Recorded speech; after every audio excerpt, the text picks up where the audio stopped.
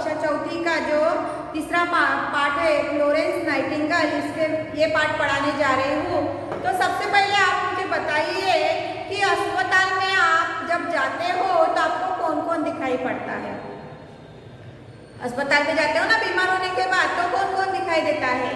हाँ, तो हम अस्पताल में जब जाते हैं तो हमें डॉक्टर, नर्सेज दिखाई देती है और ये हमें क्या करती है? ये हमें अपने बीमारी से दूर करती है। तो आप मुझे बताइए कि हमारे यहाँ पे बहुत तो समाज सुधारक होके गए, तो आपको किसके जैसा बनना है? आपको पता है ना, समाज सुधारक महात्मा गांधी है, लोकमान्य तिलक है, वीर सावरकर है, हाँ, और बहुत सारे हैं। छत्रपति शिवाजी महाराज भी हमारे लिए आइडल है ना, आदर्श है। तो आप मुझे बताइए कि आपको किसके जैसे बनना है, ठीक है? तो आज का हमारा जो ये लेसन है, इसका नाम है, पाठ का नाम है फ्लोरेंस नाइटिंगेल। तो इसके बारे में हम आज पढ़ेंगे। देखिए आपके बुक में पेज नंबर 21 पे 21 पे पाठ तीसरा, फ्लोरेंस नाइटिंगेल परिचारिका का या उपचारिकाएं सेवा भावना की अद्भुत मिसाल होती है। परिचारिका यानी हमारी नर्सेस नारियों की ममतामयी तथा त्यागमयी छवि के कारण ही उन्हें जीवनदायिनी तथा देवी की संज्ञा दी गई जाती है। इस छवि को गढ़ने का काम पन्नाध्याय, सावित्रीबाई फुले, पंडिता रमाबाई, एनी बेज़ंट, भिकाजी कामा, सिस्टर निवेदिता, फ्लोरेंस नाइटिंगेल तथा मदर टेरेसा सरीकी महिलाओं ने किया। आइए नर्सिंग को सेवा का पर्याय बनाने वाली आदर्श नारी फ्लोरेंस नाइटिंगेल के बारे में जानते हैं। तो देखिए ये पाठ मैं पढ़ रही हूँ, आपको भी मेरे साथ साथ पढ़ना है। देखो, आपने अस्पतालों में सफेद ड्रेस में नर्सों को मरीजों की सेवा करते देखा होगा। अपने समर्पित सेवा भाव से ये मरीजों की निराशा दूर कर उनमें आशा का संचार करती है। आज जीवन का संदेश देने वाली प्रेम और सेवा की प्रतिमूर्ति नर्सों को सिस्टर कहा जाता है। ये महान विभूति फ्लोरेंस नाइटिंगेल के बनाए मार्ग पर भी चल रही है।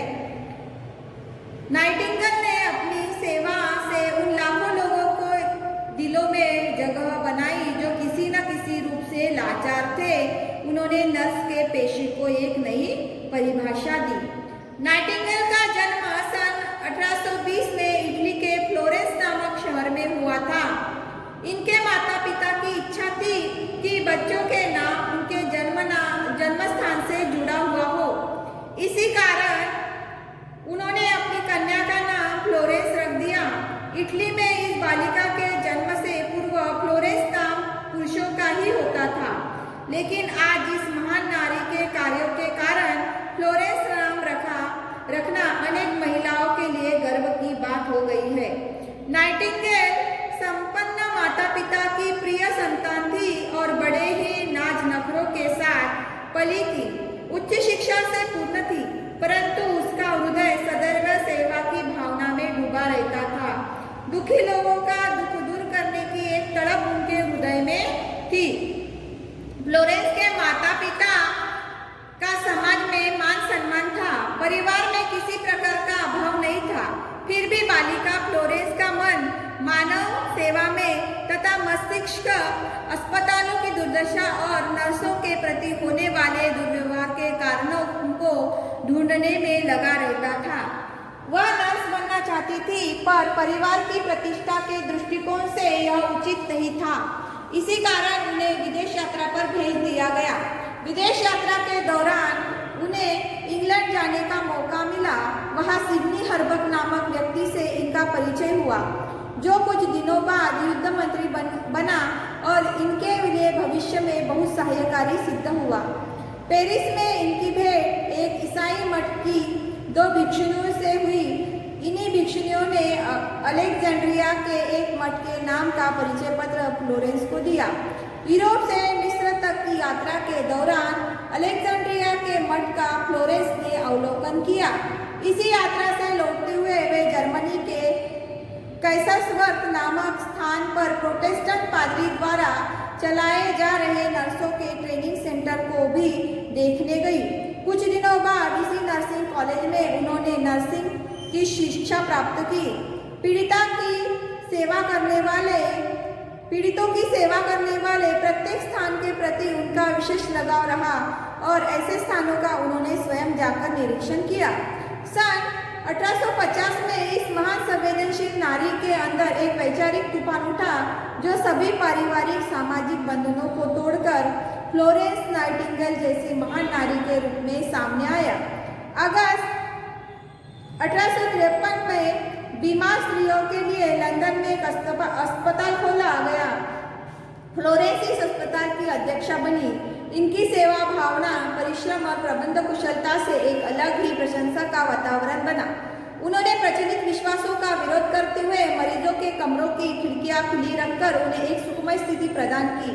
इसी कारण उनके अस्पताल में मरीजों की संख्या में वृद्धि होने लगी और सितंबर 1854 में क्रीमिया का युद्ध छिड़ गया, जिसमें फ्रांस, ब्रिटेन, ऑटोमन साम्राज्य तथा सार्डिनिया के गठबंधन ने रूस को हराया।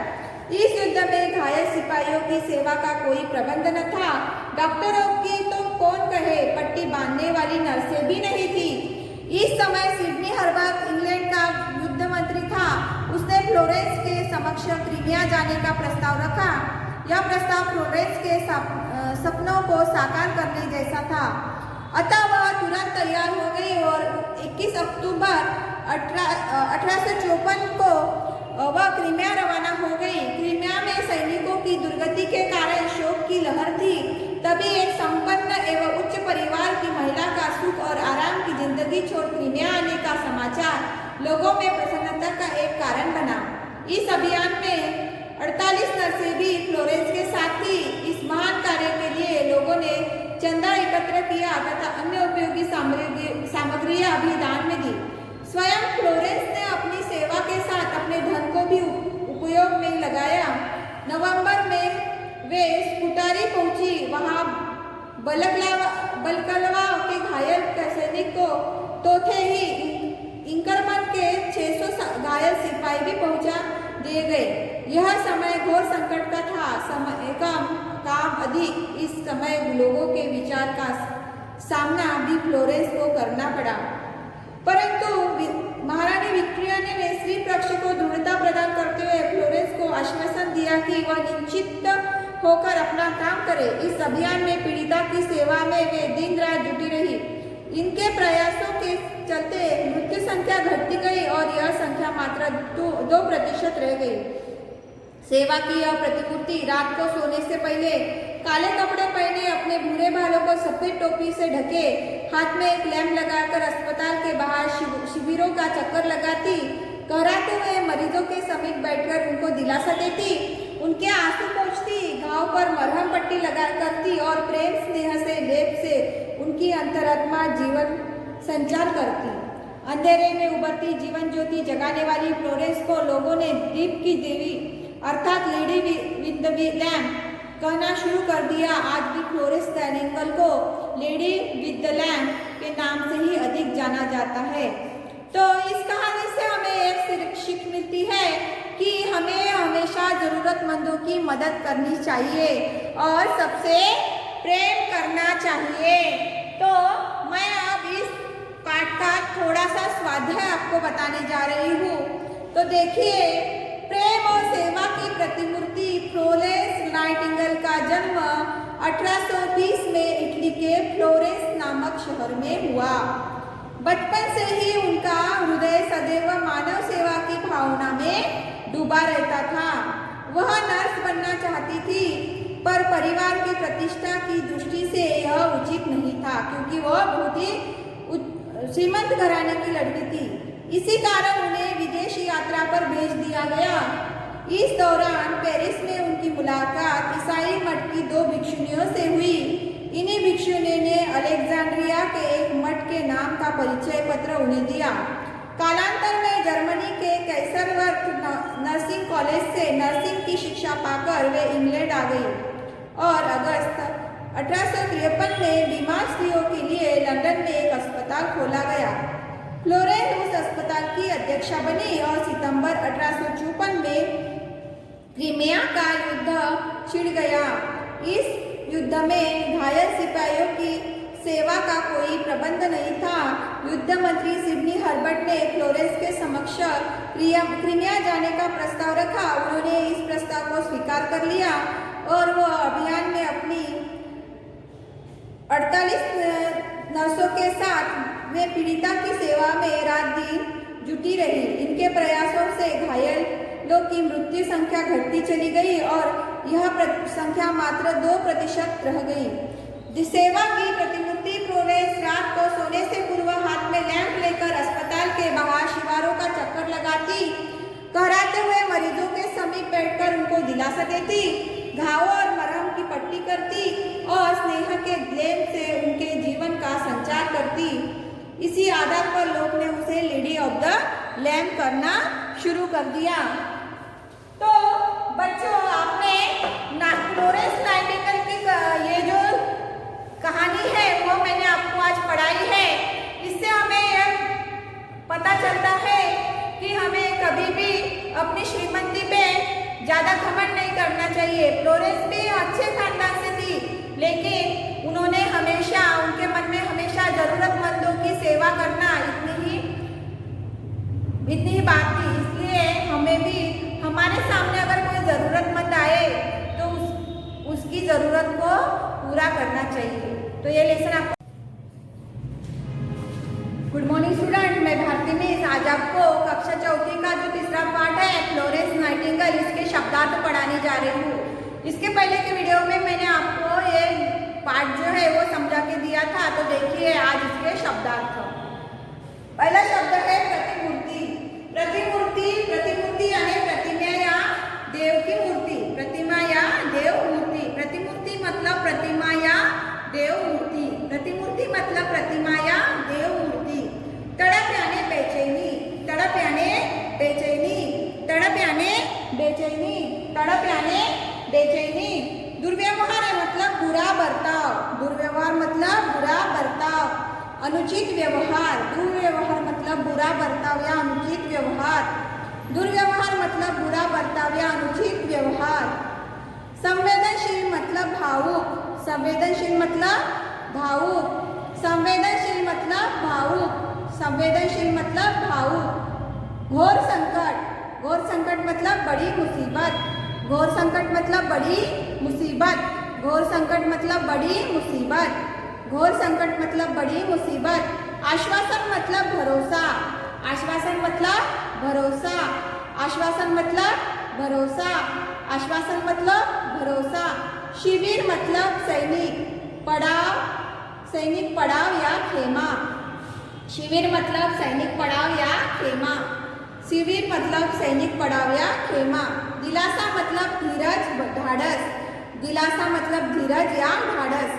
दिलासा मतलब धीरज या ढाढ़स। सदैव मतलब हमेशा। सदैव मतलब हमेशा। सदैव मतलब हमेशा।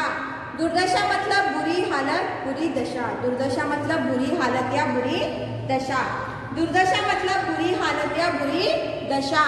दुर्दशा मतलब बुरी हालत या बुरी दशा। अवलोकन मतलब ध्यानपूर्वक देखना। अवलोकन मतलब ध्यानपूर्वक देखना। अवलोकन मतलब ध्यानपूर्वक देखना। अवलोकन मतलब ध्यानपूर्वक देखना। दुर्गति मतलब बुरा हाल।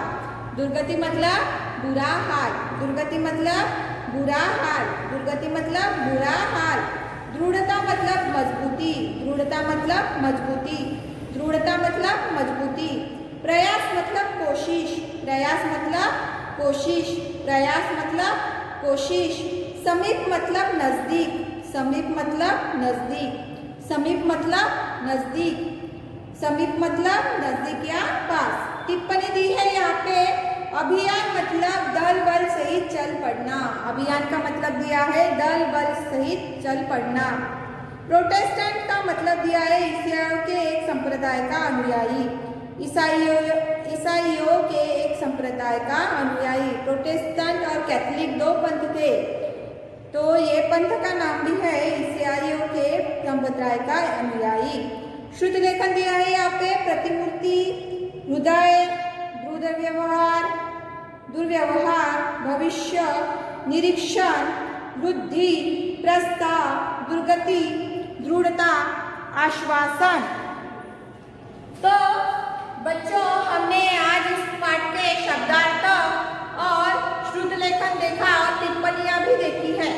तो ये आपको समझ में आई होंगी ऐसी मैं आशा करती हूँ, और यहाँ पे मैं आपसे विदा लेती हूँ।